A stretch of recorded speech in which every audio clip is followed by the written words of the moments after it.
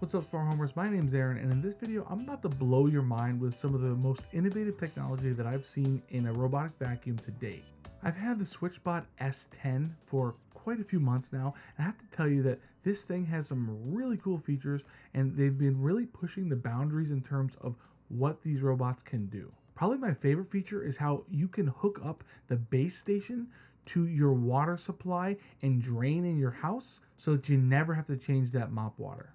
We're going to look at 5 different aspects of this vacuum as we do with all of our vacuum comparisons. We're going to look at vacuuming, mopping, navigation, the base station, and the app and connectivity.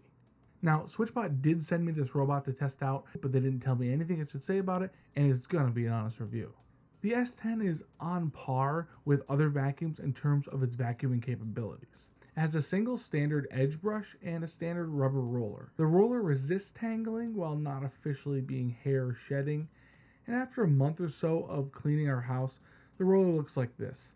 You can see how the rubber of the roll is fairly clear, but a lot of hair is built up on the sides, and in addition to that, you can see that there's quite a bit of hair buildup on the edge brush, which is typical for all the robot vacuums that I've been testing. The dust box has a 310 milliliter capacity, but since it gets auto emptied into the base station, it's plenty of space for the dust. It only has 6,500 pascals of suction, and that's actually lower than most flagship vacuums, which are between 8,000 and 11,000 pascals of suction.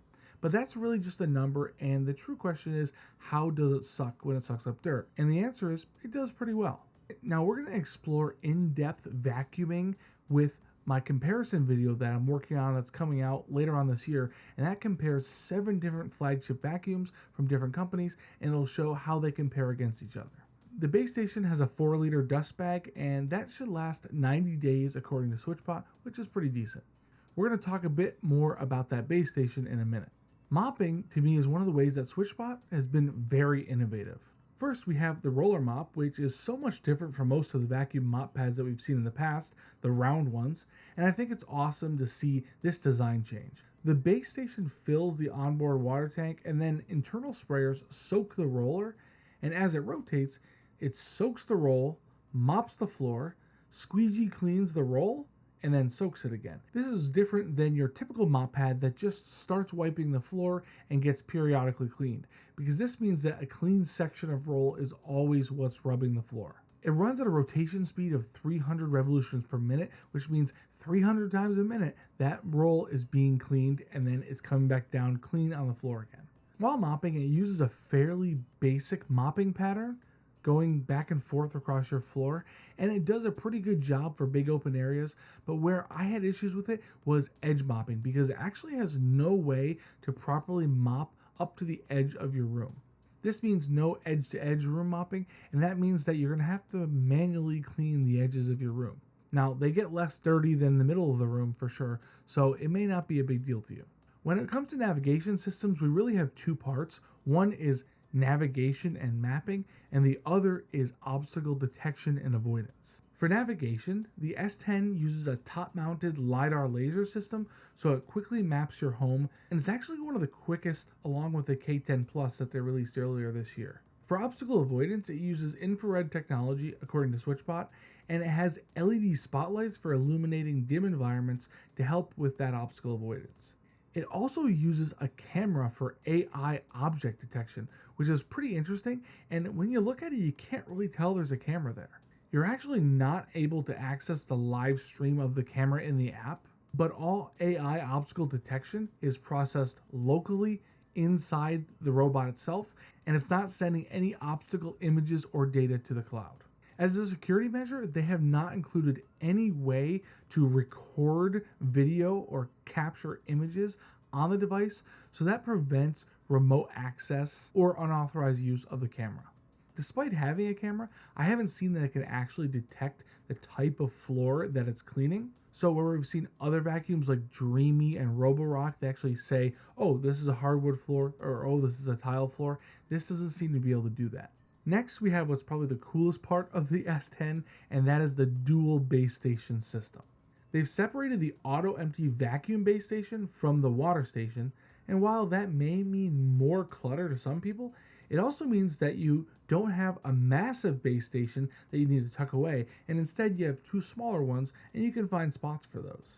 You can actually put these two stations in two different areas of the house, so you can spread them out and maybe it's less obvious or less of an eyesore. The dust station functions as an auto empty station, charging station, and mop drying station, while the water station handles the emptying and refilling of the onboard water tank as well as the addition of detergent. The coolest part, the water station can actually be connected directly to your water supply and drain in your house, like maybe next to your washer or dryer or your dishwasher or your sink. And this means that you never have to worry about refilling your water or emptying the dirty water out of that station. They give you a bunch of different hardware that you can use to hook this up to wherever you want to hook it up pretty much, but it does require some mechanical aptitude. If you don't want this option, they also provide two tanks, a 2.5 liter clean water tank and a 2 liter dirty water tank, and these can actually be set right on top of the water station and then connected to it rather than your plumbing, and you can use it just like you would a regular base station. They've really put a lot of thought into this base station design, and you can tell, and I love it. Once you map out the house, you actually just tap on the map the approximate area of where the water station is, and the S10 is going to go out, look for and find that base station, and then it can always go there to fill up its onboard water tank. The water station actually has no power hookup, but it does have some sort of internal battery, and I'm pretty sure how it's being charged is by the robot itself, which is so cool.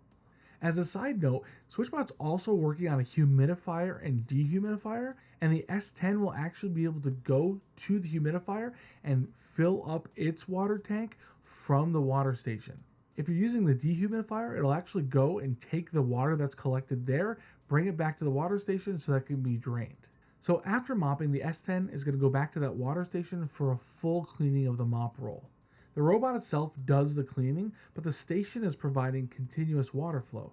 During this time, the water flow increases by 10x according to SwitchBot, and the roller rotation speed increases by 30% for a super clean mop roll.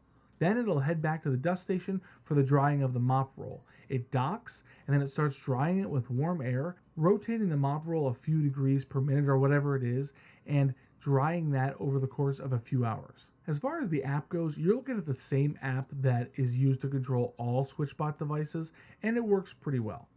The S10 mapped out my house super well, and the app allowed me to merge and separate rooms to my liking, and allowed me to assign whatever name I want to each room. It doesn't indicate the types of floors that each room has, so I assume it's not able to determine that. It also allows for no-go zones, no mop zones, and virtual walls, which it obeys with no issues, and it even allows for multiple floor maps, so you can bring it up or downstairs and run it there.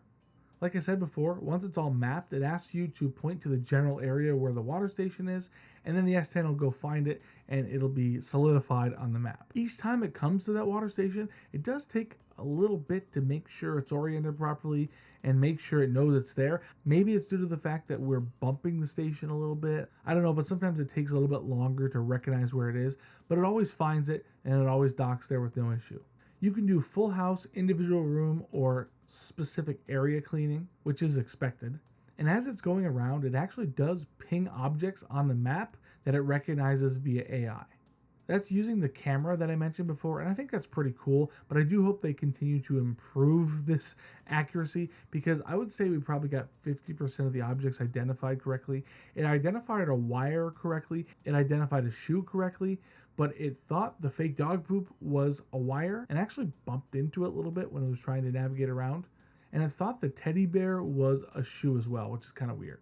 When I put a kid's book laying flat on the ground, it actually didn't notice it at all and just pushed it around, but that's something that I've seen with other robots as well. One weird thing that I found is that there's no mop only option.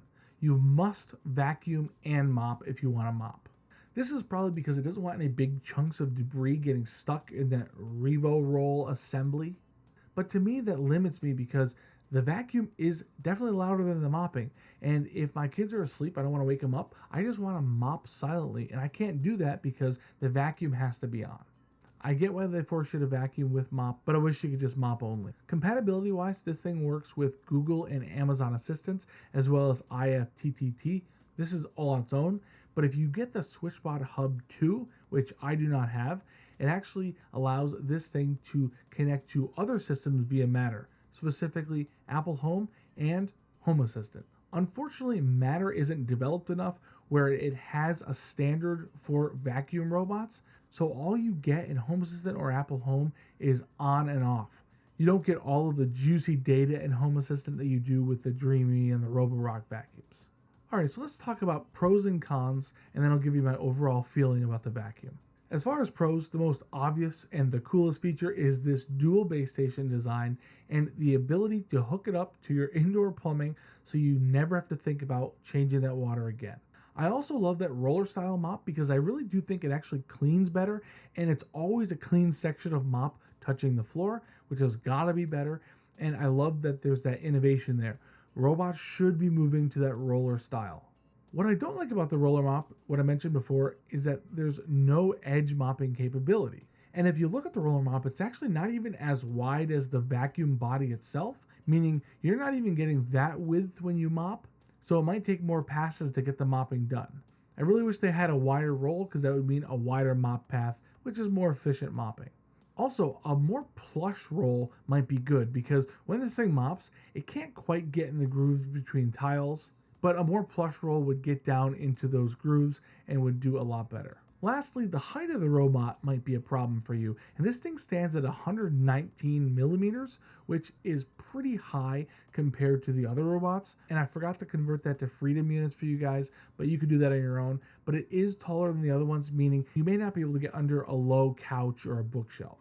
Lastly, and this is not unique to this vacuum, but throw rugs get eaten by this thing. They do not work very well unless it's nice, heavy throw rug. So if you have one of those lightweight ones like I do in my daughter's room, you really need to take that off the floor before you run this thing. Overall, I think this robot has made some serious leaps in terms of innovation, but that's typical from SwitchBot, and I'm hoping the next version of the robotic vacuum fixes the cons that I mentioned in this video and keeps the pros and maybe even takes it a step further. I think it's a great flagship, and those dual base stations really make it a solid choice if you're looking for a decent robotic vacuum. Anyway, that's pretty much it for this video. You guys let me know what you think of this vacuum in the comments. And if you want to see more vacuum videos, get subscribed because like I mentioned before, I have a huge robotic vacuum comparison video coming out later this year, hopefully pretty soon actually, and I think you're going to enjoy it. Anyway, thanks so much for watching. See ya.